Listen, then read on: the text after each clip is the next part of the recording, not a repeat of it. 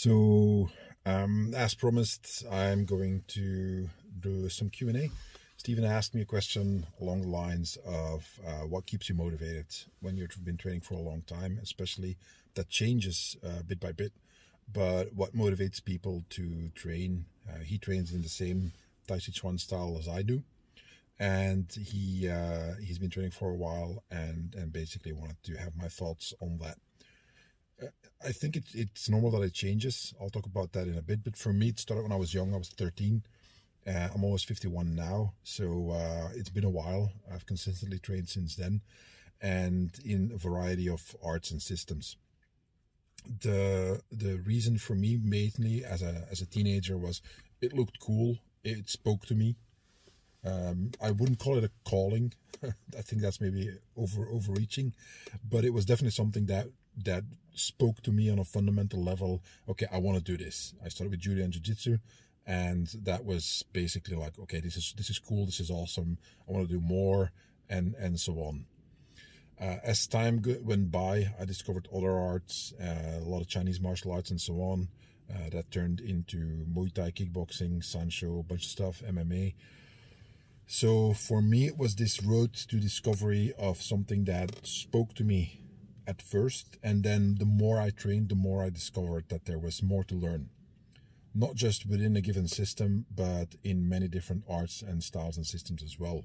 Whether it is traditional martial arts, modern self-defense systems, combat sports, and so on. I find it all interesting. If it were up to me, I'd train in dozens of styles, but that's just not how things work. So I have to be selective. So that is the main driver for me. It just spoke to me. I think that's the best way to explain it, is that what the martial arts and self-defense training had to offer was something that apparently I was looking for without knowing it. So I guess I was lucky that I found it, or maybe it was inevitable. We'll never know. Point is that I started training and never stopped, and I was very motivated. I would train when I get home, because I was afraid that I was going to forget what I just learned in class. I would train in between classes and so on. And I was already pretty young. I was still pretty young when I started showing up on class. First a few minutes beforehand, then like 10 minutes, then a half an hour beforehand. I was training on the heavy bag and so on, when nobody was there. I was already training. Why? Because I was motivated. I wanted to be good. And that was a big part of my motivation, is that, okay, I really like this, and I don't want to suck at it. I want to be good. How do you get good? Well, training. I was not talented at all. I was not gifted, poorly coordinated, not flexible at all. The only thing I had going for me was that I was pretty strong, due to the fact that I had to do manual labor as a child. So that was a benefit, but other than that, there was no reason for me to think that I would become, skilled at the things that I was learning from the teachers. So that's one aspect of it. The other aspect is that the more I trained, the more I would advance throughout the curriculums and so on, the more interesting it got, because I could learn new things, different techniques, something I hadn't learned before that was very different from the previous techniques I'd learned. Or I could see the advanced students do stuff that I was like, wow, that's cool. I don't know how I can ever do that. And then a few years later, I was doing that kind of stuff. So that is a motivation also in and of itself, when you look at those who are much further along the path, whatever that path may be, that you look at that and you see like, wow, okay, this person obviously has trained very hard and has become very skillful. So maybe if I train very hard, I can be as skillful as that person, or at the very least go in that direction. I found that also very motivational. Another thing is, as I said before, I never was stuck in one specific art. I've seen this happen too often, that people stay stuck in one art and then they go basically in the same direction all the time and close their minds off and their training off from other influences. There's a little bit of hyperbole as I'm saying it here, but I have experienced that with a lot of people. So the way I saw things is that I encountered a style or a system or what have you, and then I started training. And if it spoke to me, I would continue doing it. If not, I would stop and do the other stuff I was already doing. For instance, I tried Taekwondo. I was pretty flexible, and the high kicks weren't the problem. It's just that it didn't speak to me. It was, I mean, the whole idea we would spar, and I was like, why can't I punch you in the face? You want me to kick you in the face when I'm standing at the perfect spot to give you a hook or an uppercut? It's like, that just doesn't make sense to me. And I get why it is, obviously, but it went too much against the previous training that I've been doing, full contact fighting, which as a result meant that I had to hold back the whole time. And I was like, okay, I'm not doing this. Just like I only did 1 point sparring competition, and in my first bout with a guy, I knocked him out with a high kick. And I was like, I didn't think I was kicking all that hard. It apparently was pretty fast. I threw a lead roundhouse kick to the face and just slapped him over the face. And I think he was stressed out to the max or ill or whatever, because his reaction was like he was kind of shocked and dazed already. And we continued, and I said like, okay, I'll do it again. Same kick.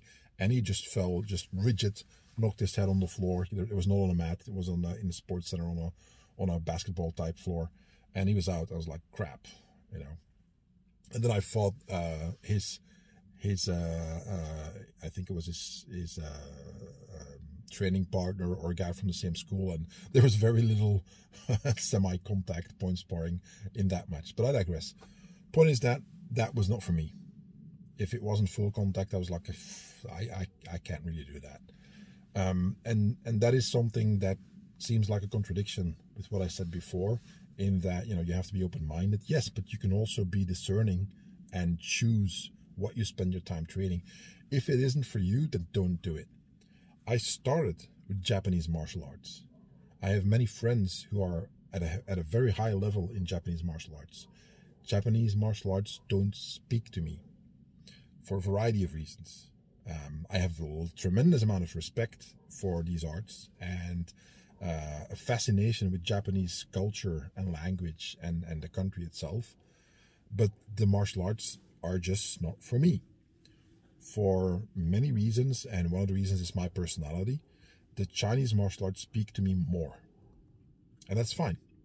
But that doesn't mean that I don't talk to martial artists who study karate and aikido and so on, because we have an enormously interesting exchanges talking about them when they happen from a position of just mutual respect and openness and so on, as opposed to the nonsense that I guess is universal of, you know, which style is better. Go away with that stuff. I mean, that's pointless discussions. But so that is an advantage I think I had, is that I was exposed to many different styles, starting from Japanese styles and Chinese styles and Indonesian, then Muay Thai and so on. So different Asian cultures, and as a result, very different styles of fighting and techniques that are radically different one from the other. And like I talked about Randy's Law, the differences are just as important as the similarities.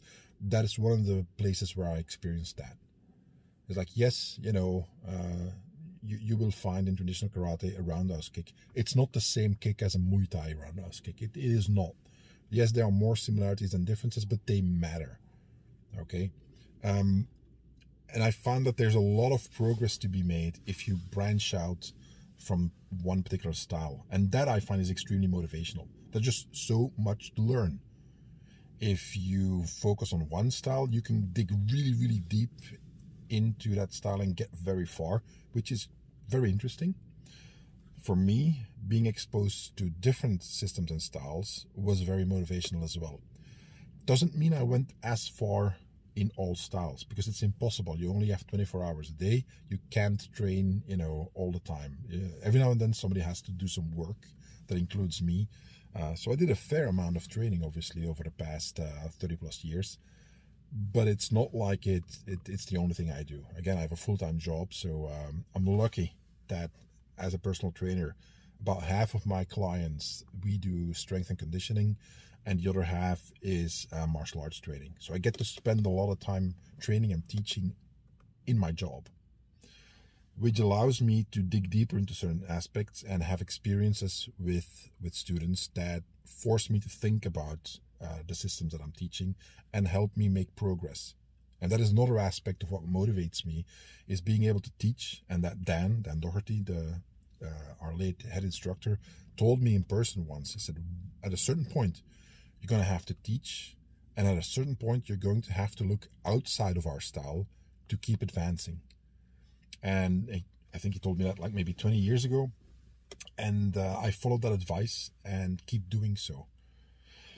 And that is for me extremely motivational, is that there's just so much to learn, and it never stops. Every single time you think that you know it all, you will be shown to be a fool by somebody showing you something new.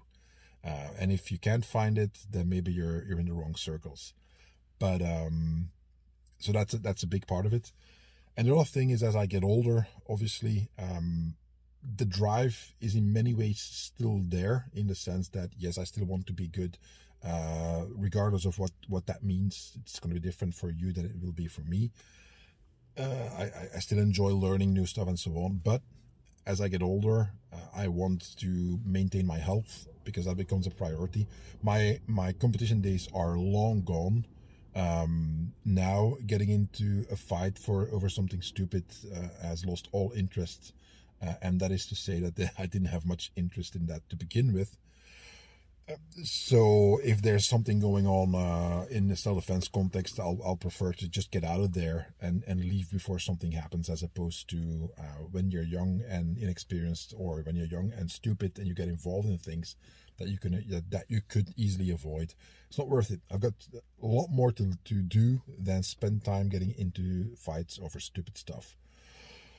So priorities change, and then it's about health, it's about enjoying what you do, and connections with other people and so on. So that is now the main motivator. Now with me, given my my injuries that I've had, use, wear and tear, and then the compartment syndrome that I had for years without knowing, I'm still dealing with the aftermath of that. It never really went away, and the injuries that I had because of it still require maintenance, rehab, prehab, and so on.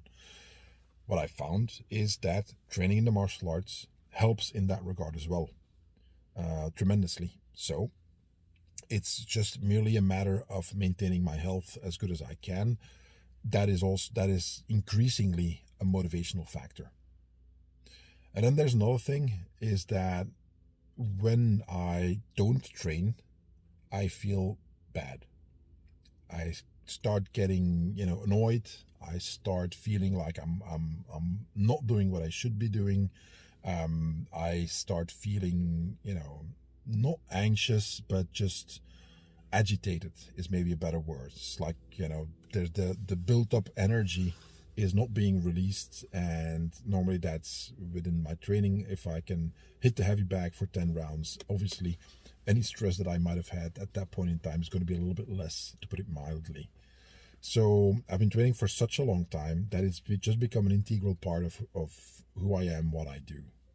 And if that part goes away for whatever reason, when I'm injured and so on, it doesn't help my mood or mindset one bit, quite on the contrary. What has happened also is that as I've gotten older, and again with the injuries and surgeries and all that kind of stuff, the focus on training smarter and as opposed to harder has obviously been a huge part of what motivates me to keep on searching and training and experimenting and so on. I can't do certain things that I could do very easily 20 years ago. Doesn't mean I can't do anything. It only means that I have to train differently. And exploring that, and then seeing how there's so much going on in the world right now, and when it comes to training methodology, sports science, and so on, has made tremendous advances. Even in the last 10 years, there's so much to learn. Different rehab techniques come along, equipment, technology, all that kind of stuff changes. And as experiments in science advance, you learn more. Well, there's actually a better way to train than maybe 5 or 10 years ago. That motivates me too, is just to keep on advancing, keep on trying to get better, and keep on learning so I can stay as healthy as I can possibly stay. Right, Stephen, I hope that's a good answer to the question. And again, anybody else, if you have questions or ideas for some of these thoughts that I have in my car, let me know. All right, and if not, I have to say this: subscribe to the YouTube channel, share it with your friends, and so on. Become a patron. Got truckloads of stuff on Patreon that you can't get anywhere else. And I'll talk to you next time. Bye.